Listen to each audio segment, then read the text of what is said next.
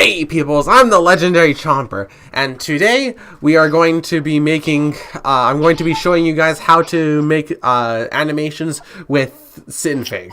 I received a request from a guy named Everything and Anything, or is it Anything and Everything? One of the two. I received a request from someone who's named that, and I decided, and after leaving it for a few months, because I'm a big jerk. Not really though. I'm going to be showing you guys how to make animations, and I'm also joined by my friend Zach. Say hi. Hello. What's up, guys? How are you? Okay, Zach isn't here at my house. So we're talking. I'm not. Yeah, you're not at my house. You're talking over. We're talking over FaceTime. We're talking in a call. Oh yeah. Okay. Okay, so let's get started, shall we? So the first thing that you're going to need if you're going to make a sprite animation is the sprites. Now, what you will need is you'll need to download a Spritesheet. I have a bunch of Spritesheets downloaded right here. As you can see, I have a file for it, and you can hold on. We're getting down these sprite sheets. That's what I was just going to say. You can download these sprite sheets at a website called Sprite Resource, DeviantArt, Pinterest, basically anywhere that art is shared. But mostly Sprite Resource is where you're going to want to get it. But make sure if you use a sprite sheet, make sure you give credit to the person who made the sprite sheet and where the sprites actually came from. So like if we have Bowser, I got to make sure to give credit to the person who made the sprite sheet and Nintendo. Make sure you do that. Oh, okay. And in order to unpack the sprites, you're going to need a thing called Alfred's Spritesheet Unpacker. You can just look up. It's completely free, and it's not a virus. Don't worry. I was really worried when I was first downloading it. There was going to be a virus. It's not though. So this is what it looks like right here, and we're going to want to unpack our sprites. So what you have to do, go to your sprite sheet, and you click and drag the sprite sheet that you want into Alfred's Spritesheet Unpacker. It's going to take a little while to unpack, and if the sprite sheet's really big, it might even crash, but it works well. And I already have we have a bunch of Dark Fawful sprites. These are what I use for my animation video, Bowser versus Dark Fawful. So, I don't know, what are we going to use for an example? Let's just use, I don't have a script, so excuse me for any awkward silences. So, what you're going to want to do is, as you can see, there are little boxes around every single one of these sprites. You can click on them to select them. Select them in the order that you want to.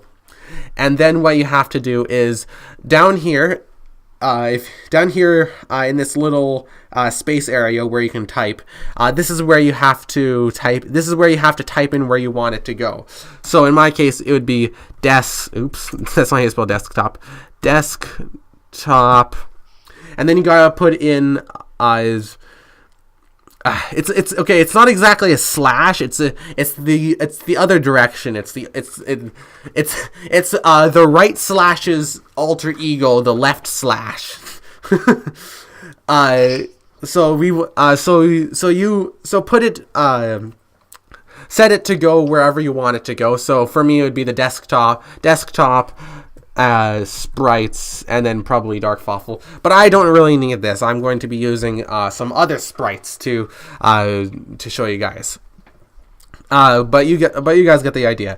Once you have all that selected, what you want to do is you want to select export selected, and automatically it'll end up in the file that you want it to be in. Pretty convenient, huh, Zach? Yeah, but wait. Why do you need to press like export. What do you mean? Why do I need to export? It's because It's because it's. I guess like you could go on to like Paint.net and cut all the sprites out individually, but that's really inconvenient and it takes a while. Okay. Is there like other like web? It's like it's not just this like app. It's not just this like internet thing you have, right? There's like other tools you can use other than like Synfig or you know.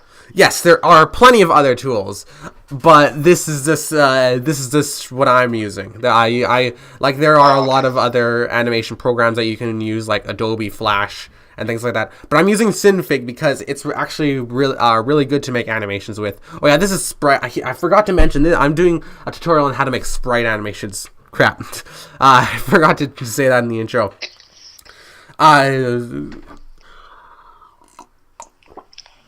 Excuse me, I was just having a drink of water.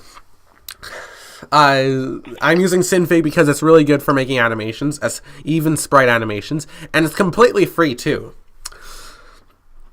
Okay, so once you have your sprites unpacked, you're gonna want to go on to you're gonna want to go on to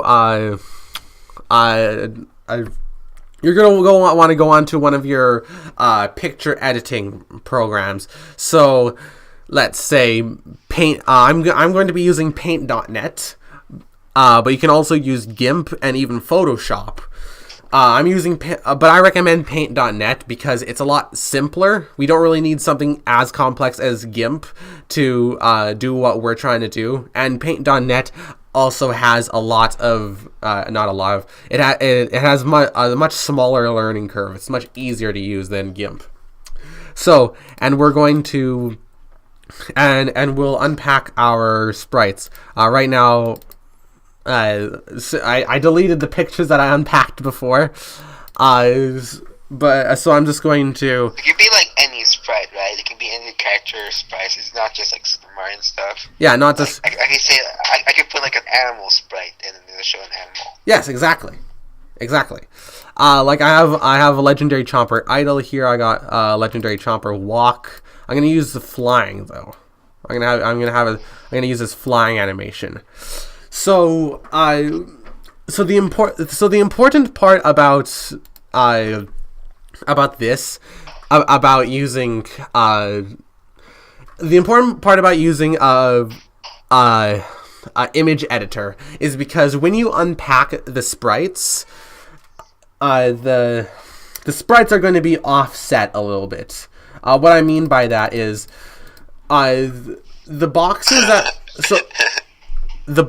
that surround the sprite in the sprite sheet, those boxes are exactly the same size as the sprite itself.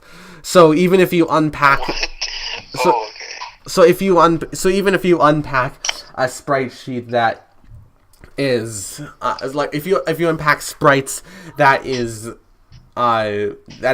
belongs to the same animation, the character's going to be moving around a little bit. Like, for example, if I go over back to my sprites, if I go to my Bowser punching animation,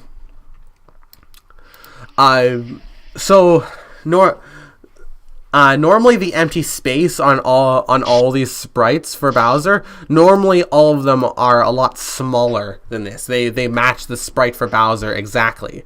But the problem is that Bowser's he's moving around a lot when doing the he's moving around a lot for this.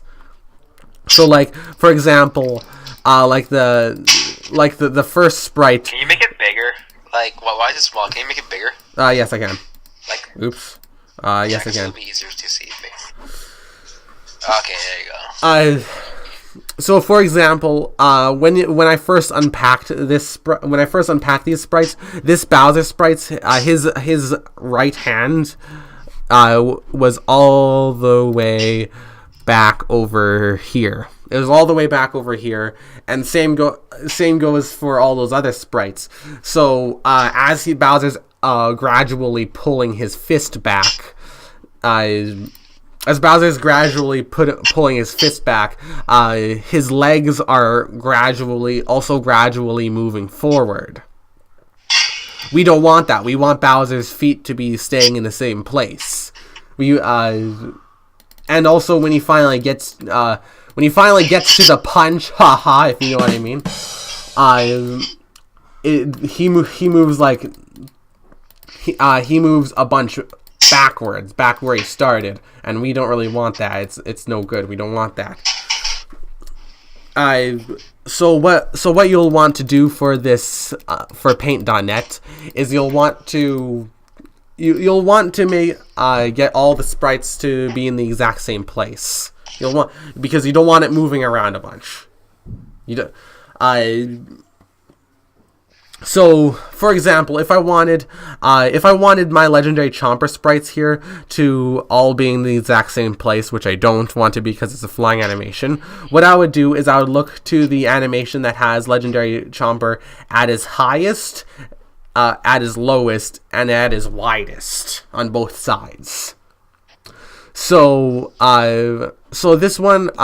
this sprite right here is where Legendary Chomper is at his highest and his lowest. And this is where he's. I think this is the sprite.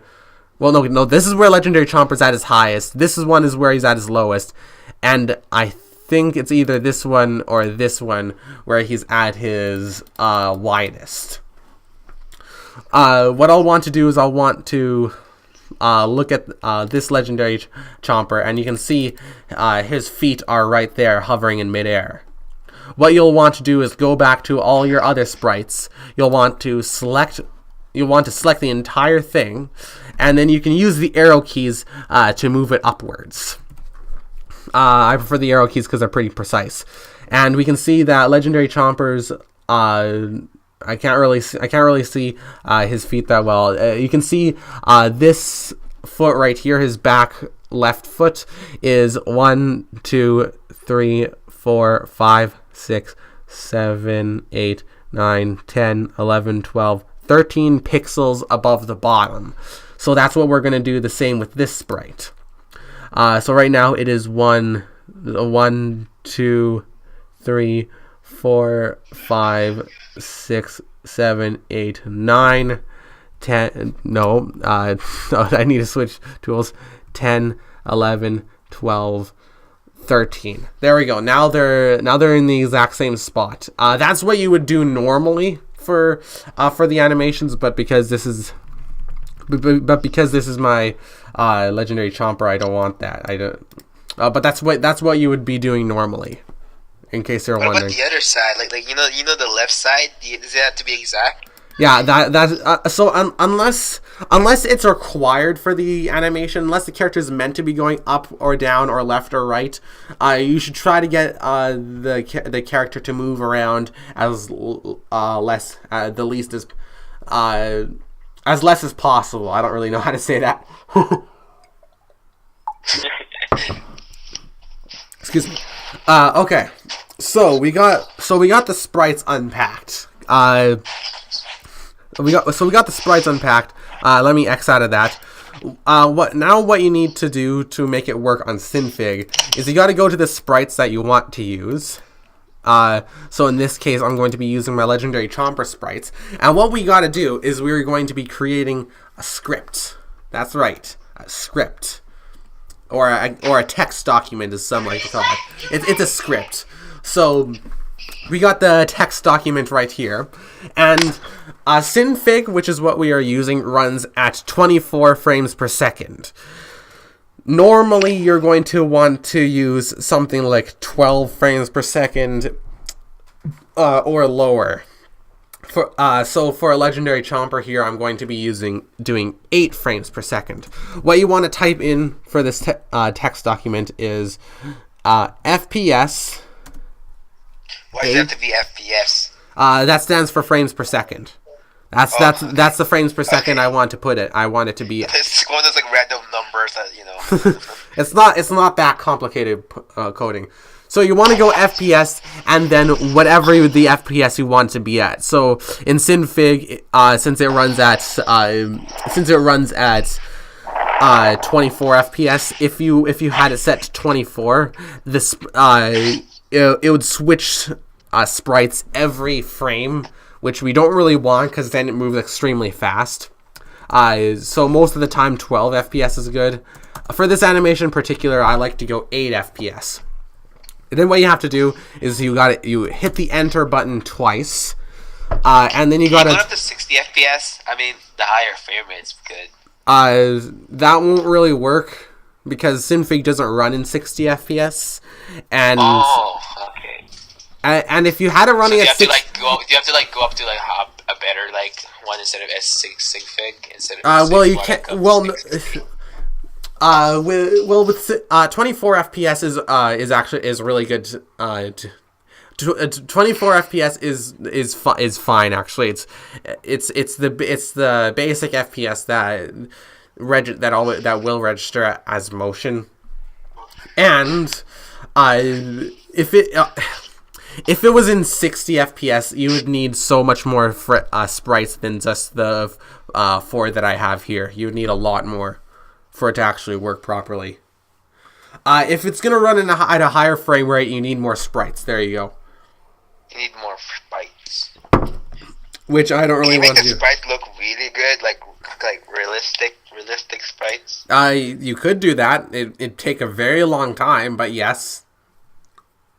Oh, can you find like sprites that have like really good like looks? Yes. You know Mario and Luigi Paper Jam? Cool. Yeah. That game utilizes sprites. You use really like a lot. Those are sprites that Paper Jam uses. Oh, okay. So yeah, you can make realistic sprites. Okay, so as I was saying, you gotta press the enter button twice, and then you got to type in all the sprites that you want. So we're gonna start at 0. And then what you want to do is you want to type in the what the picture is, what the sprite is saved as. So for example, this picture here, it is saved as I didn't mean to click that. It is saved as PNG, but there's gonna be other things like JPG, I think there is, but most of the time, but if you're using Paint, it's going to be automatically saved as PNG. So you have to type all that in too. So 0.png, 1.png, 2.png, 3.png. And the way I have this animation set up is that I'm gonna have to make it go back on itself. So what I have to do is I have to type in 2.png and 1.png after the 3.png, because if I had the wings going from the bottom to the top instantly, that wouldn't look good at all. And I'm not typing in another 0.png because I already got a 0.png up here, and I'm going to be putting a time loop on this animation. I'll show you how to do that later. So what you want to do is you want to save this text document as, and you want to you can name it whatever you want. So Legendarychomper. And for spaces, you have to put in a little whatever the heck that thing is called, that little underline thing is called. I don't actually know what it's called, but you have to put that in. Or maybe you don't. I don't know. I just think it looks professional. Legendarychomper flying spot, I guess.